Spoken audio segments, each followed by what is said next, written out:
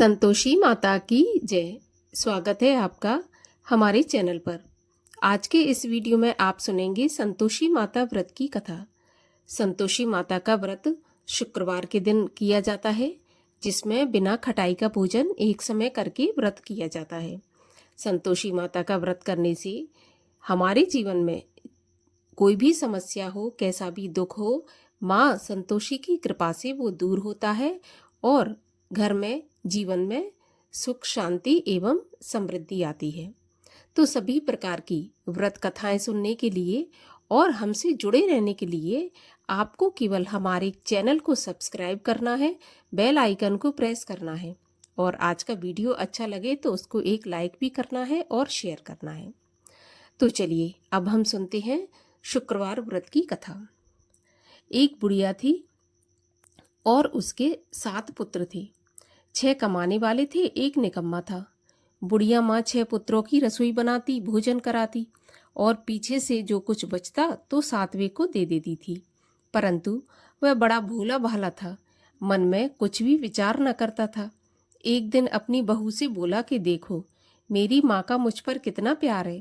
वह बोली, क्यों नहीं, सबका जूठा बचा हुआ तुमको खिलाती है। वह बोला, भला ऐसा भी कहीं हो सकता है? मैं जब तक अपनी आंखों से न देखूं मान नहीं सकता। बहू ने हंसकर कहा, देख लोगे तब तो मानोगे। कुछ दिन बाद बड़ा त्योहार आया। घर में 7 प्रकार के भोजन और चूरमा के लड्डू बने। वह जांचने के लिए सिर दर्द का बहाना बनाकर पतला कपड़ा सिर पर ओढ़कर रसोई घर में सो गया और कपड़े में से सब देखता रहा। 6 भाई भोजन करने आए। उसने देखा कि माँ ने उनके लिए सुंदर सुंदर आसन बिछाए, 7 प्रकार की रसोई परोसी और आग्रह करके जिमाती रही और वह सब देखता रहा। 6 भाई भोजन कर उठे तब माता ने उनकी जूठी थालियों में से लड्डुओं के टुकड़ों को उठाया और एक लड्डू बनाया। जूठन साफ कर बुढ़िया माँ ने पुकारा, उठो बेटा, 6 भाई भोजन कर गए, अब तू ही बाकी है, उठना, कब खाएगा। वह कहने लगा, माँ मुझे भोजन नहीं करना, मैं परदेश जा रहा हूँ। माता ने कहा, कल जाता हो तो आज ही चला जा। वह बोला, हाँ हाँ आज ही जा रहा हूँ। यह कहकर वह घर से निकल गया। चलते समय बहू की याद आई। वह गौशाला में उपले थाप रही थी। वहीं जाकर बोला, हम जावे परदेश को, आवेंगे कुछ काल, तुम रहियो संतोष से, धर्म आपनो पाल। वह बोली, जाओ पिया आनंद से, हमरो सोच हटाए, राम भरोसे हम रहें, ईश्वर तुम्हें सहाय। देव निशानी आपनी, देख धरू में धीर, सुध मत मेरी बिसारियो, रखियो मन गंभीर। वह बोला, मेरे पास तो कुछ नहीं है, यह अंगूठी है सो ले लो, अपनी कुछ निशानी मुझे दे दो। वह बोली, मेरे पास क्या है, यह गोबर भरा हाथ है।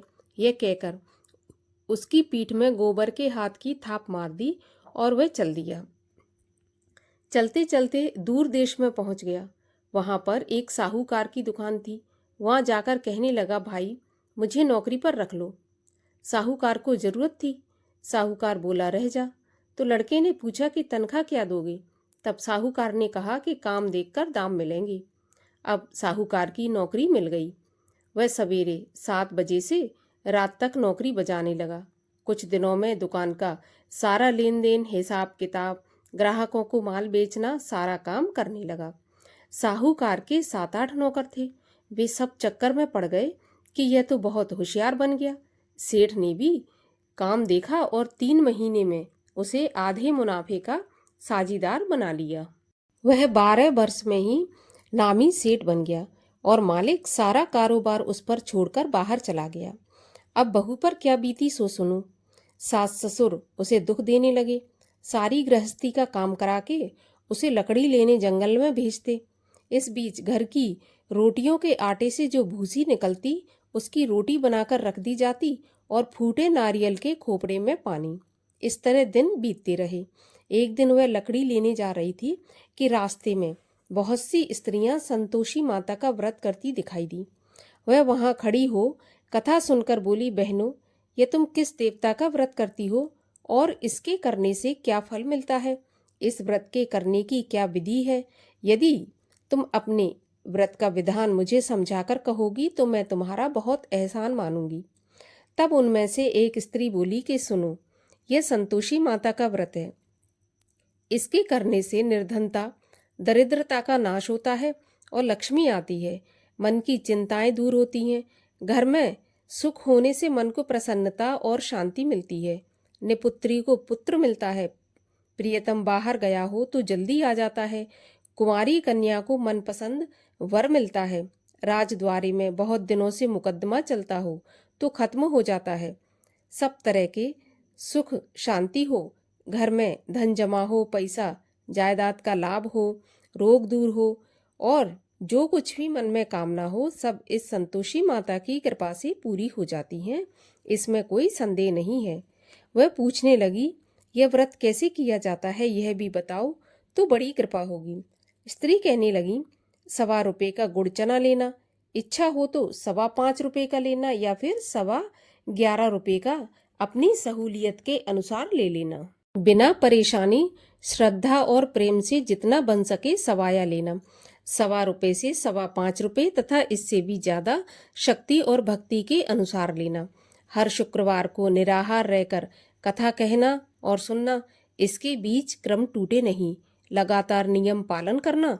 सुनने वाला कोई न मिले तो घी का दीपक जलाकर उसके आगे जल के पात्र को रख कथा कहना, परंतु नियम न टूटे। जब तक कार्य सिद्ध न हो नियम पालन करना और कार्य सिद्ध हो जाने पर ही व्रत का उद्यापन करना। 3 महीने में माता पूरा फल प्रदान करती है। यदि किसी के खोटे ग्रह हों तो भी माता 1 वर्ष में अवश्य कार्य सिद्ध करती हैं। कार्य सिद्ध होने पर ही उद्यापन करना चाहिए, बीच में नहीं।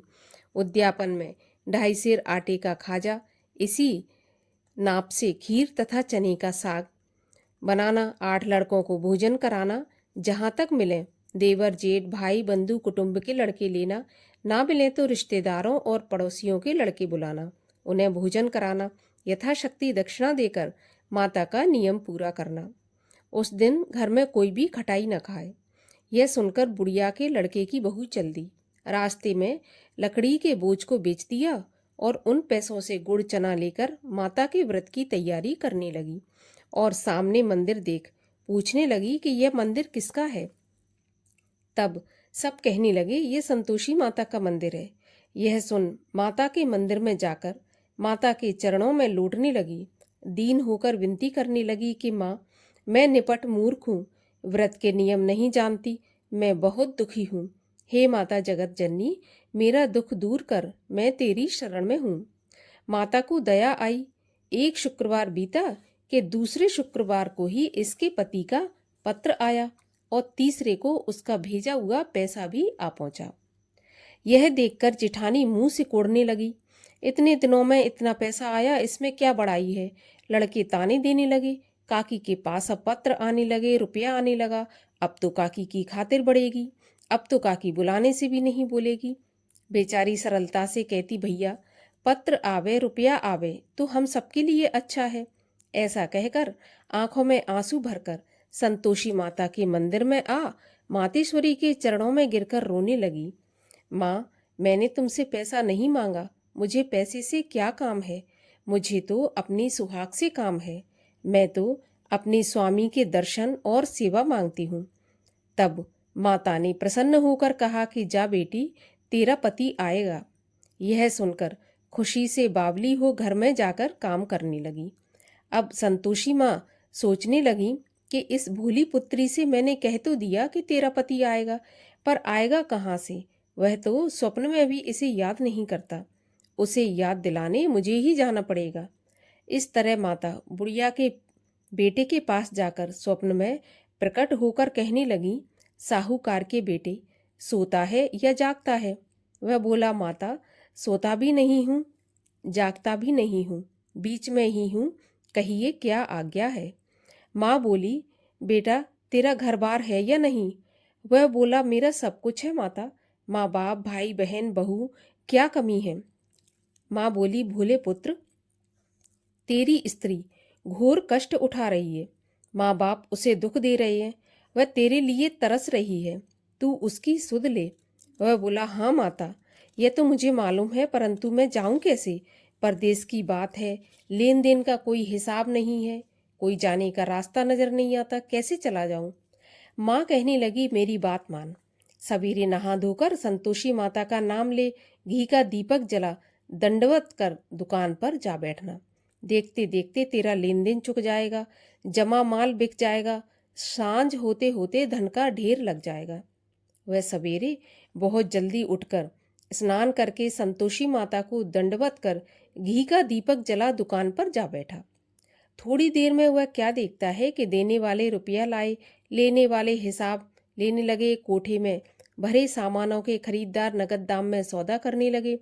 शाम तक धन का ढेर लग गया। माता का चमत्कार देख मन में प्रसन्न हो माता का नाम ले घर ले जाने के वास्ते गहना कपड़ा खरीदने लगा और वहां के काम से निपटकर घर को रवाना हुआ।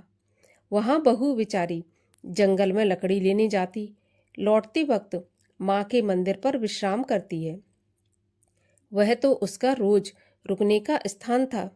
दूर से धूल उड़ती देख वह माता से पूछती है कि हे माता, ये धूल कैसी उड़ रही है? तो माँ कहती है, पुत्री, तेरा पति आ रहा है। अब तू ऐसा कर, लकड़ियों के 3 बोझ बना ले। एक नदी के किनारे रख, दूसरा मेरे मंदिर पर और तीसरा अपने सिर पर रख ले। तेरे पति को लकड़ी का गट्ठा देखकर मोह पैदा होगा। वह वहां रुकेगा, नाश्ता पानी बना खाकर माँ से मिलने जाएगा। तब तू लकड़ियों का बोझ उठाकर घर जाना और बीच चौक में गट्ठा डालकर 3 आवाजें जोर से लगाना।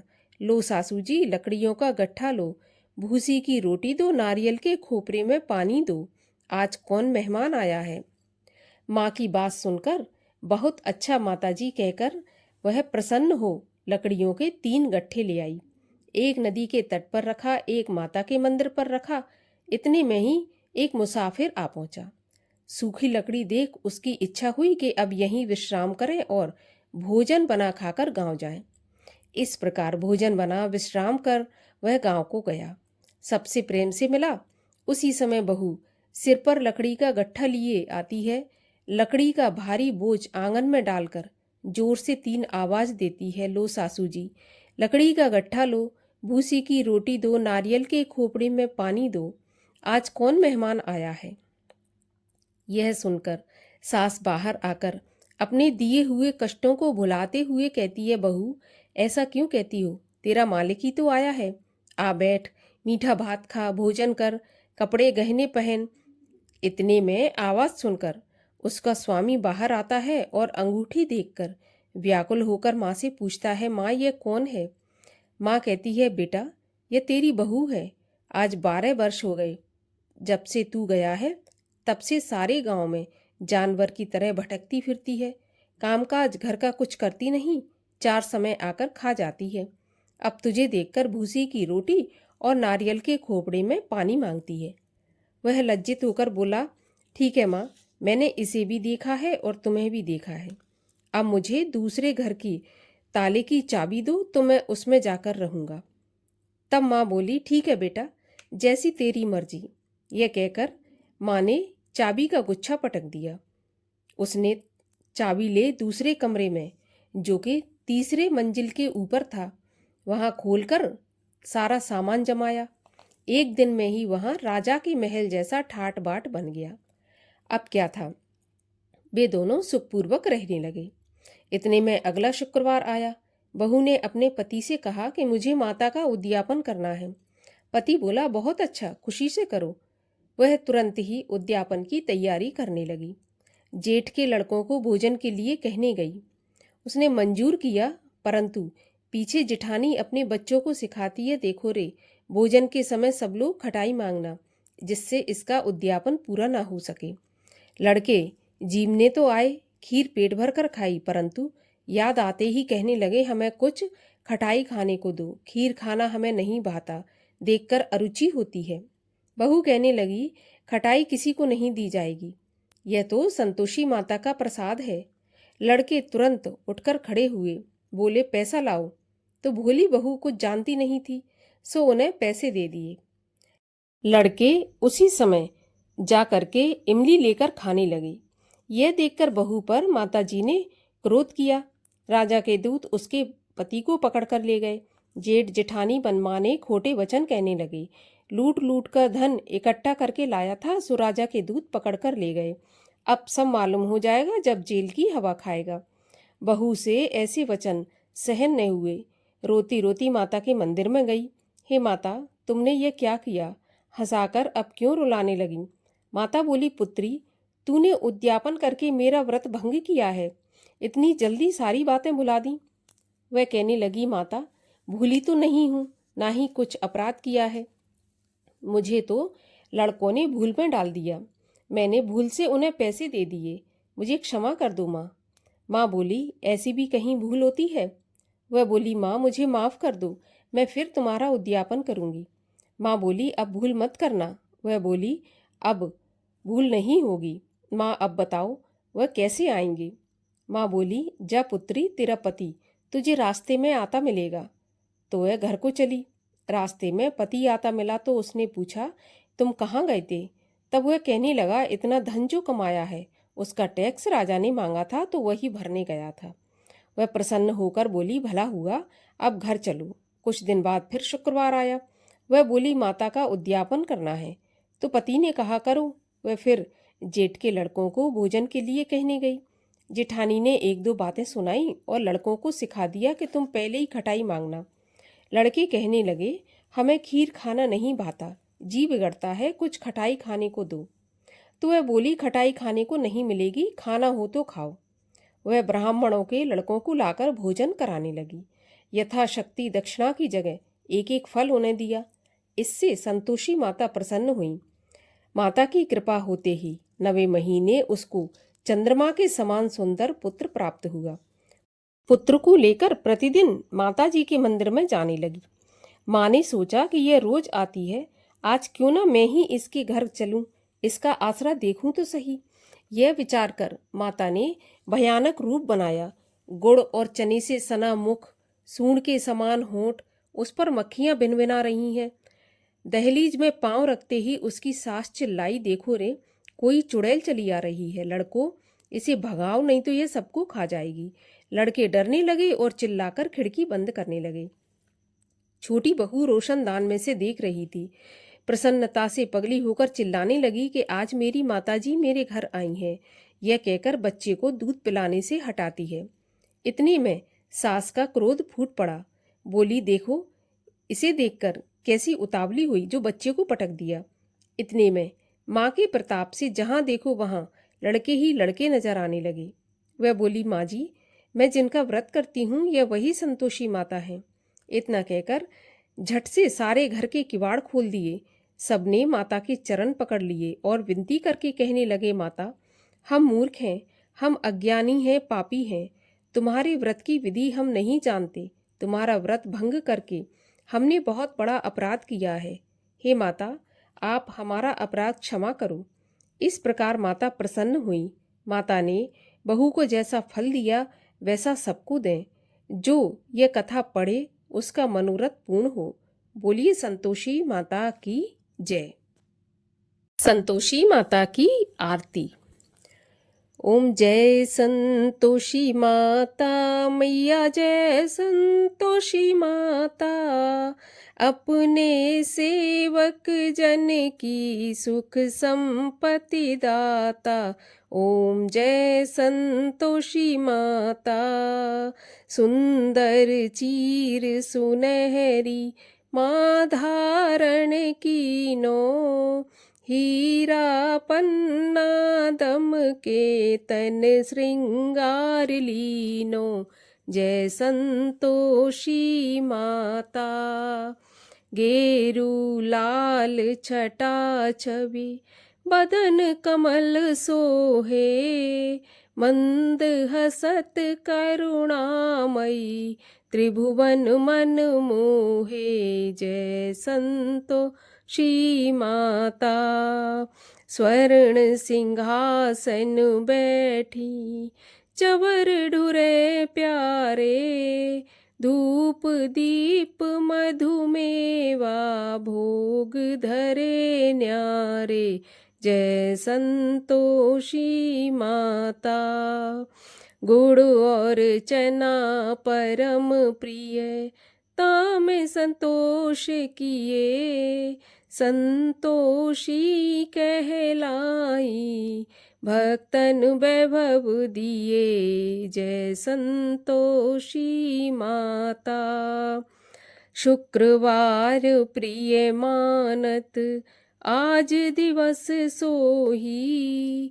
भक्त मंडली आई कथा सुनत मोही। जय संतोषी माता। मंदिर जगमग ज्योति मंगल ध्वनि छाई। विनय करें हम बालक चरणन सिर नाई। जय संतोषी माता।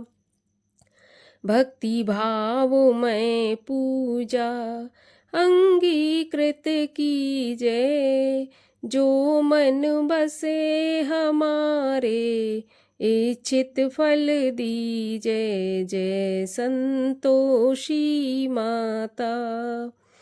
दुखी दरिद्री रोगी संकट मुक्त किए। बहुधन धान्य भरे घर सुख सौभाग्य दिए। जय संतोषी माता। ध्यान धरो जो नर तेरो मन वांछित फल पायो। पूजा कथा श्रवण कर घर आनंद आयो। जय संतोषी माता। शरण गहे की लज्जा रखियो जगदम्बे। संकट तुम ही निवारो दयामयी अम्बे। जय संतोषी माता। संतोषी माँ की आरती जो कोई नर गावे। रिद्धि सिद्धि सुख संपत्ति जी भर के पावे। जय संतोषी माता। बोलिए संतोषी माता की जय।